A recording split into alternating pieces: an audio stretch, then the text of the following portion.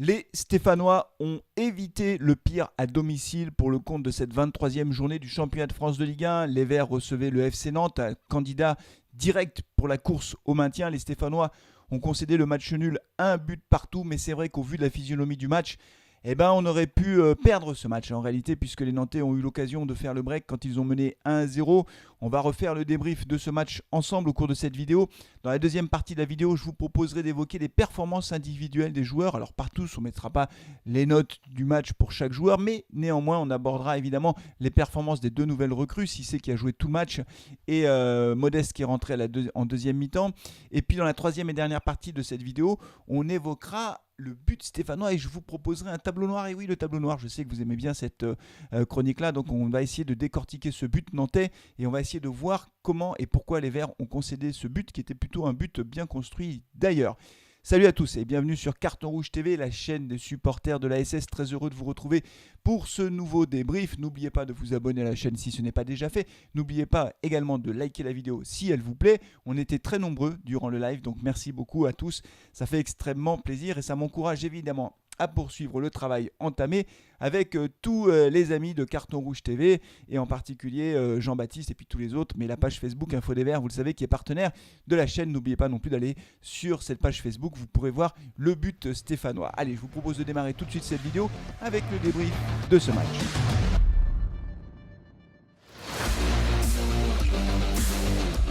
Alors Claude Puel avait décidé d'assurer en quelque sorte dans sa composition pour son 11 de départ, c'est-à-dire qu'il a reconduit globalement son équipe type, à noter quand même l'entrée dès le départ dans le 11 titulaire de Pape Cissé, la nouvelle recrue, le grand défenseur stéphanois, on en parlera dans la deuxième partie de Carton Rouge, mais il s'impose physiquement, il est très impressionnant.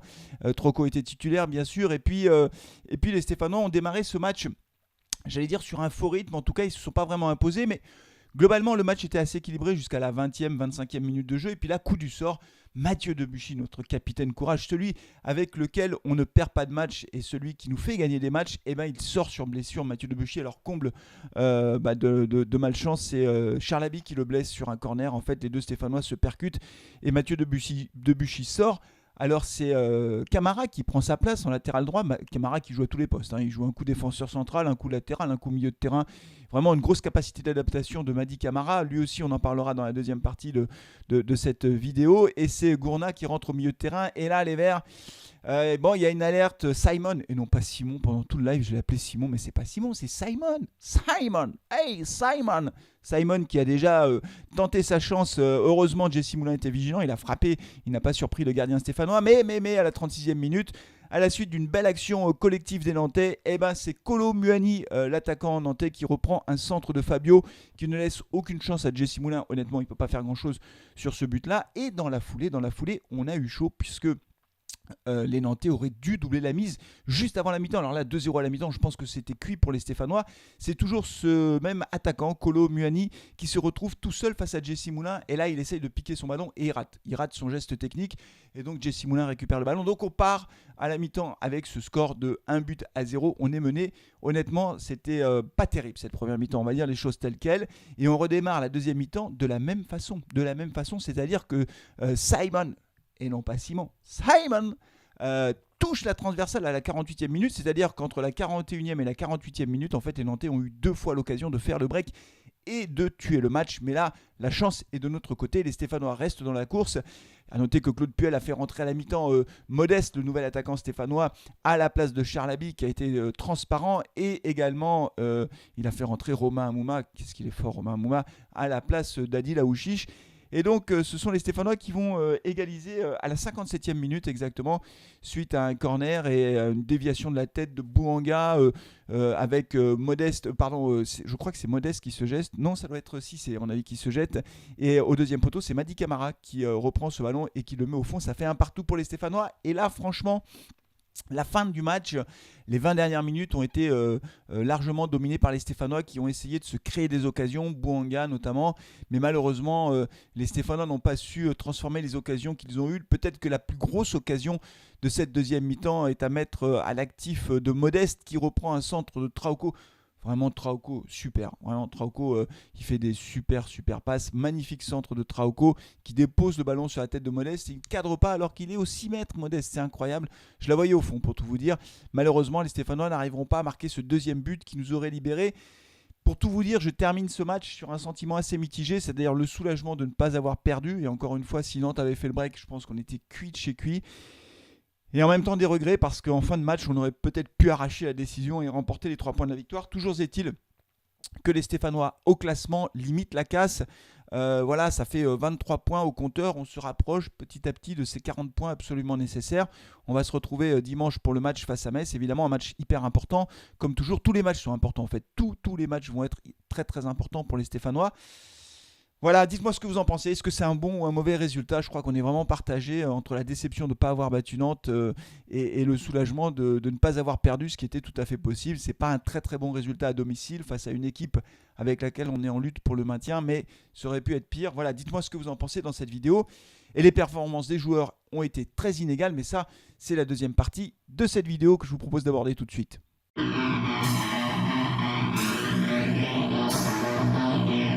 Alors évidemment, la curiosité de ce match, c'était les nouvelles recrues. Alors Cissé a été aligné d'entrée dans la défense centrale à la place de Colo qui s'est retrouvé sur le banc d'ailleurs comme lors du dernier match face à Nice. Colo qui est en train de perdre sa place petit à petit.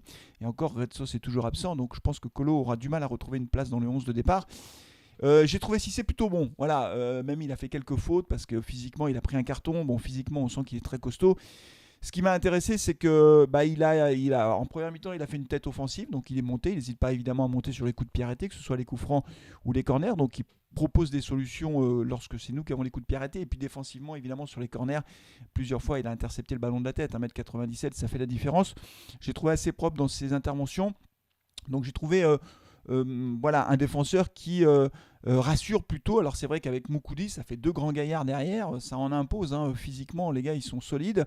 J'ai trouvé sa rentrée, son démarrage sous le maillot vert assez intéressant, contrairement à Modeste qui lui a fait une rentrée timide. Voilà. Alors on va pas juger sur une mi-temps. Alors, lui aussi, l'abattage physique, il est vraiment très costaud. Mais bon, il a eu une super occasion de faire le break. C'est vraiment dommage qu'il n'ait pas mis au fond. Bon, voilà, c'est une occasion de rater. Après, physiquement, évidemment, on sent qu'il pèse un peu plus que Charlaby devant, parce que Charlaby, franchement, il a vraiment beaucoup de mal.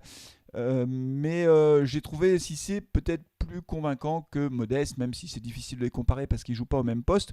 J'ai trouvé Trauco très intéressant dans le jeu parce que Trauco, il propose vraiment des solutions en termes de centre qui sont formidables. Je trouve que c'est un des meilleurs passeurs, je pense. Il centre juste, quoi. Il rate rarement un centre, il rate rarement une passe. C'est vraiment très intéressant, je le trouve très intéressant.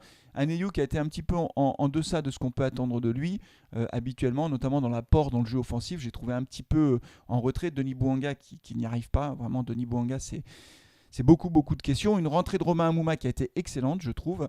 En tout cas, il a apporté des solutions. Vraiment, je ne comprends pas que Romain Amouma ne soit pas titulaire. Alors, il y en a qui disent, que j'ai vu sur les réseaux sociaux, qui disent que si Romain Amouma est titulaire, il ne tiendra pas, il va se blesser parce qu'il est âgé. Bon, peut-être. Mais en tout cas, quand il rentre, vraiment, on sent la différence. Une autre rentrée, moi, que j'ai trouvée très intéressante, mais j'ai envie d'avoir votre avis, c'est Wabi Kazri. Wabi Kazri, il est rentré, il courait partout. À un moment donné, il a pris le ballon derrière parce qu'il faisait les efforts défensifs. Il a pris le ballon au niveau de la surface de réparation, il a remonté tout le terrain, il a dribblé tout le monde. Wabi Kazri, s'il continue comme ça, oui, il peut prétendre à une place de titulaire devant. Honnêtement, je préfère aujourd'hui Wabi Kazri devant avec Modeste que Abi. C'est très clair. Wabi Kazri, son entrée a été très intéressante. Mais là aussi, je vous pose la question, vous, qu'en avez-vous pensé? Et puis l'homme du match côté stéphanois, à mon sens, c'est Mady Camara. Bon, pour plusieurs raisons. D'abord parce qu'il est buteur et c'est vrai que c'est quand même lui qui nous permet d'éviter le pire. Il faut quand même dire les choses. Donc il était là au deuxième poteau, opportuniste, un vrai buteur, un vrai renard des surfaces en quelque sorte. Voilà. Et puis en première mi-temps, il s'est créé une autre occasion aussi. Ça, il ne faut pas l'oublier. C'est-à-dire que sur un coup franc tiré par Adil Aouchiche, Moukoudi dévie de la tête et c'est lui qui coupe la trajectoire du ballon. Il met le gardien nantais en difficulté. Donc Mady Camara, offensivement, il se crée des occasions, il marque un but. Donc c'est très bien. Et ce que je retiens aussi de Mady Camara, et c'est pour ça que je le mets homme du match, c'est que il démarre milieu de terrain, il finit latéral droit et malgré ça, il fait son match. Il fait bien son match. Donc ça aussi, c'est un élément important d'avoir des joueurs qui sont capables comme ça de s'adapter et d'être polyvalents sur le terrain. Et je pense que Mady Camara, c'est certainement le joueur le plus polyvalent qu'on ait du côté de la SS. Et c'est vrai que ça rend quand même service à Claude Puel. Quand on a un joueur qui est blessé comme Mathieu Debuchy, bah voilà, Mady Camara il décale, il descend derrière et il tient son poste, et non seulement il tient son poste, mais en plus il trouve le moyen d'aller égaliser en étant défenseur. Qu'est-ce que vous voulez que je vous dise? Bravo Mady, bravo. Voilà, donc je pense que c'est lui l'homme du match côté stéphanois, mais peut-être que vous avez une autre vision des choses, peut-être que j'oublie aussi certaines performances qu'on pourrait souligner. Je pense que Jesse Moulin a fait son match. Voilà, il a fait un ou deux arrêts décisifs, notamment en deuxième mi-temps. Il a fait un arrêt très important parce que ça pouvait faire but également. Il était à son poteau, premier poteau, et avec une main ferme, il a dévié le ballon en corner sur une frappe assez sèche. Donc j'ai trouvé Moulin assez intéressant. Mais c'est vraiment Mady Camara qui, pour moi, est l'homme du match. Mais là aussi, j'ai hâte de vous lire vos commentaires. Et je vous propose d'aborder tout de suite la troisième et dernière partie de cette vidéo. Et c'est le tableau noir. Que s'est-il passé sur le but stéphanois qui est arrivé du côté de Trauco? Est-ce que c'est lui le responsable? Allez, je vous propose de décortiquer le but nantais.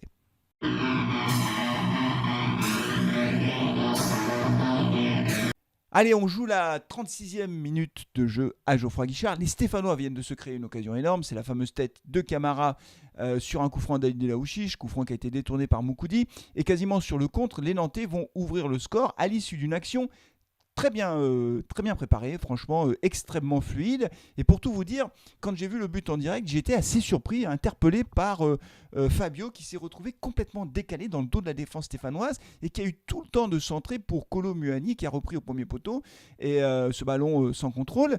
Et j'étais interpellé par le fait que Fabio était libre de tout marquage. C'était assez étonnant. Donc j'ai voulu regarder ce but tranquillement après le match. Et en fait, j'ai vu ce qui s'est passé et c'est ce que je vous propose de voir maintenant. Alors, tout démarre par un ballon qui est dans la défense nantaise, hein, on le voit ici. Je pense que d'ailleurs, c'est Castelletto qui a le ballon à ce moment-là et qui temporise un petit peu. Et vous voyez, quand on regarde cette première image, on voit bien que tous les joueurs nantais sont marqués par un joueur stéphanois. On voit que Trauco marque un attaquant nantais. Le milieu de terrain est plutôt pas trop mal positionné. On voit également qu'il va y avoir un pressing sur le porteur du ballon nantais. Et on voit Adil Aouchiche qui est pas trop loin de Fabio. Et c'est là que tout va se passer en réalité. Parce que le défenseur nantais va monter. Et au fur et à mesure qu'il monte, on voit, et là vous le voyez sur cette nouvelle image, que Fabio part sur le côté, le long de la ligne de touche. En fait, il longe la ligne de touche et Miguel Trauco, lui, il est déjà au marquage d'un autre joueur. Et en fait, c'est Adil Aouchiche qui reste un peu figé en réalité sur cette action. Il voit le porteur du ballon arriver vers lui, mais il ne voit pas que Fabio part dans son dos. Et le problème, c'est que Fabio fait le décalage. Alors, fort intelligemment, c'est Castelletto qui décide non pas de lancer Fabio dans la profondeur, parce que c'était difficile de le trouver, parce qu'Adil Aouchiche était devant lui, mais va s'appuyer sur Blas, et Blas, lui, sans contrôle, de façon très intelligente, honnêtement, délivre un ballon extrêmement propre, à Fabio qui lui du coup se retrouve tout seul. Trauco, voyant cela, il essaye de partir derrière Fabio pour le rattraper, mais c'est trop tard, le joueur nantais avait trop d'avance. Et donc on voit bien que sur cette action, au départ, je pense que c'est une erreur de marquage d'Adil Aouchiche qui laisse partir Fabio dans son dos, qui ne le voit pas partir. Et du coup, Fabio crée un décalage tout à fait opportun. Et comme Blas lui délivre un ballon parfaitement calibré à ras du sol, et derrière, ça fait un décalage énorme qui déstabilise toute la défense stéphanoise. Et on voit bien après que c'est trop tard parce que Fabio se retrouve en position idéale pour pouvoir faire le centre. On le voit là. Il y a Kolo Muani qui lui pique au premier poteau intelligemment. Il y a Moukoudi qui est un petit peu en retard à mon avis, mais enfin c'est aussi pas toujours facile d'être au bon moment, au bon endroit. En tout cas, Kolo Muani lui se précipite, le centre de Fabio est impeccable, tout est parfait dans cette action, centre et au premier poteau, reprise de Kolo Muani qui trompe Jesse Moulin, qui ne laisse aucune chance à l'attaquant stéphanois. Mais non, Jesse Moulin n'est pas attaquant, qu'est-ce que tu racontes Flavien, ressaisis-toi.